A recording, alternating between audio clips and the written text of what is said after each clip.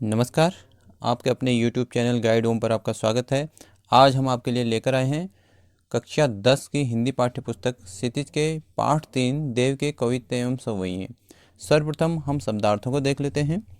देखिए, पायनी का अर्थ होता है पाँव में, मंजू मधुर या सुंदर, कटी कहते हैं कमर के लिए, किंकिनी करधनी या कमर में पहने जाने वाला एक आभूषण होता है, लसय कहते हैं सुशोभित होना, पटपीत का अर्थ होता है पीले वस्त्र, हुल से आनंदित करना, किरीट कहते हैं मुकुट के लिए, दृग नेत्र या आँखों के लिए, मुख चंद मुख रूपी चंद्रमा, जुन्हाई कहते हैं चांदनी के लिए, जो चांद की रोशनी होती है उसके लिए जुन्हाई शब्द का प्रयोग किया जाता है।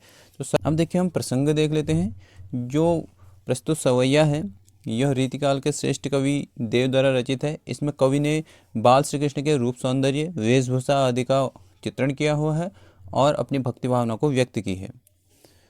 प्रस्तुत छंद में कवि की भक्ति भावना और सौंदर्य चित्रण का समन्वय देखा जा सकता है।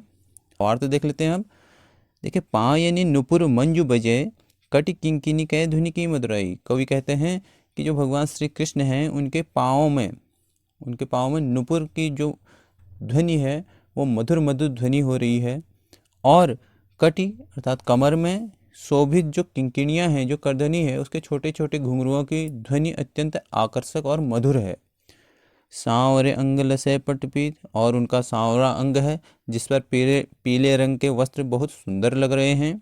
ये हुल से बनमाल सुहाई, और उनके हृदय पर पड़ी हुई बनमाल के खिले हुए पुष्पों की जो माला है वह बहुत सुहावनी लग रही है, जिससे देखने वाले की मन को प्रसन्नता प्राप्त होती है।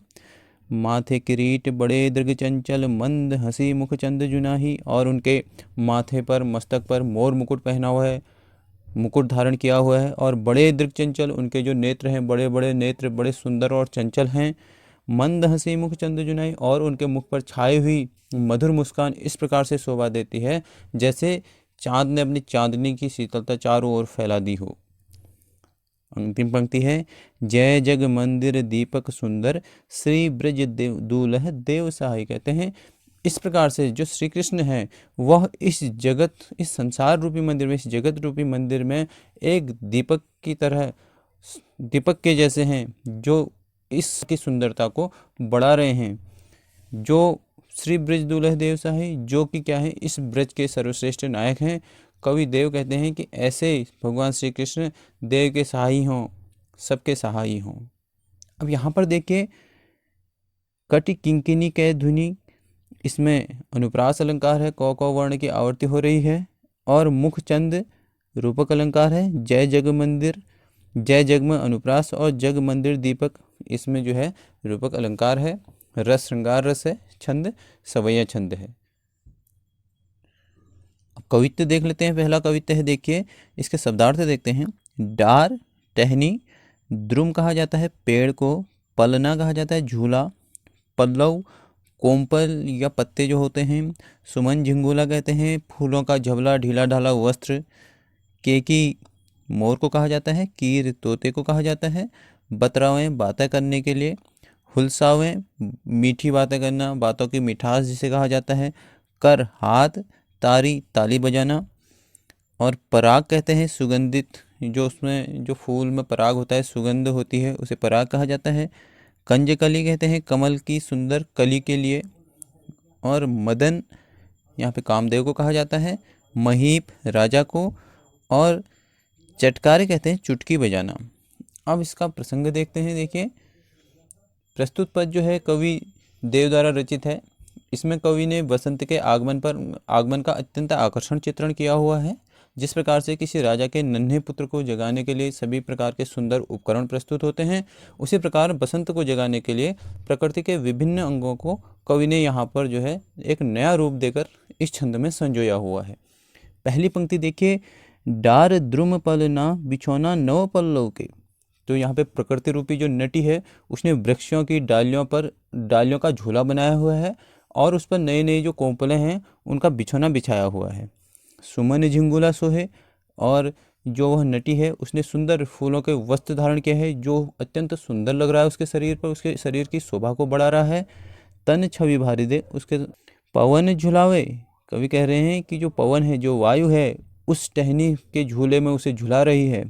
के की कीर बतरावे देव, और जो मोर, तोते आदि पक्षी हैं वह अपने मधुर स्वरों से उसे बहलाने की कोशिश कर रहे हैं, उस प्रकृति रूपी नटी को।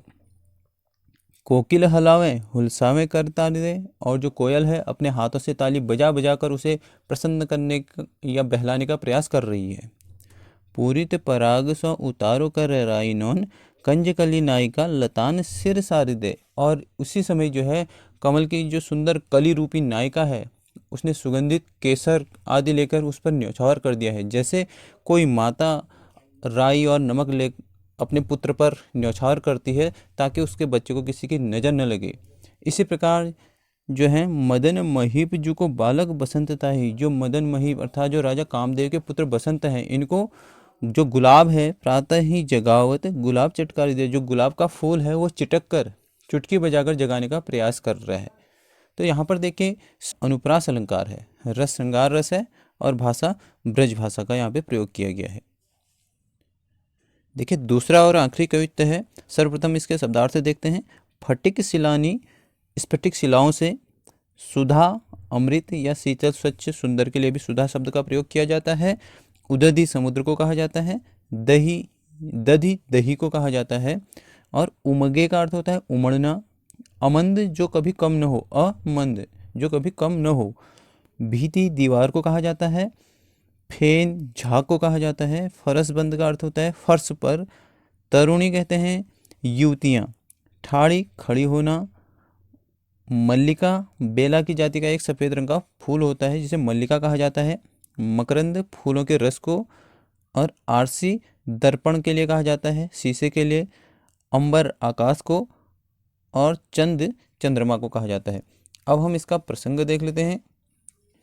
प्रस्तुत जो छंद है यह देव ने स्फटिक शिलाओं से तैयार भवन में अपने उम्र की सखियों के साथ खड़ी जो तरुणी राधा है उनके रूप सौंदर्य का वर्णन यहाँ पे किया है। तो कहते हैं फटिक शिलानी सौ सुधारियो सुधा मंदिर, अर्थात जो राधा जी हैं वो स्फटिक शिलाओं से बने हुए अमृत के समान स्वच्छ और सुंदर मंदिर में खड़ी हैं।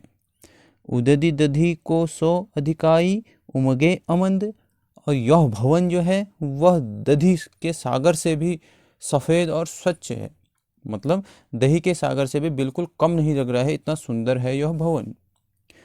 बाहर ते भीतर लो भीति न दिखाए देव, कह रहे हैं कि बाहर से भीतर तक इस भवन में कोई दीवार नहीं दिखाई देती है। दूध को सो फेन फैल्यो आंगन फरस बंद, और आंगन के फर्श पर सभी ओर दूध के समान झाग फैला हुआ है, अर्थात आंगन अत्यंत स्वच्छ और शुभ्र है। और ऐसे शुभ्र भवन में खड़ी जो राधा है, तारा सी तरुणीता में ठाड़ी झिलमिल होती जो राधा की तरुणी सखियां हैं, ऐसे शुभ्र भवन में खड़ी ऐसी लगती हैं मानो आकाश में जो तारे हैं, जो तारिकाएं हैं वो जगमगा रही हों। मोतिन की सी ज्योति मिल्यो मल्लिका को मकरंद, और उनके शरीर सफ़ेद मोतियों के समान चमक से युक्त हैं, चमक रहे हैं। और मल्लिका का अंगराग, मल्लिका की जो खुशबू है जो उससे वह सुवासित हो रहे हैं, उनकी सुगंध आ रही है वहाँ पर।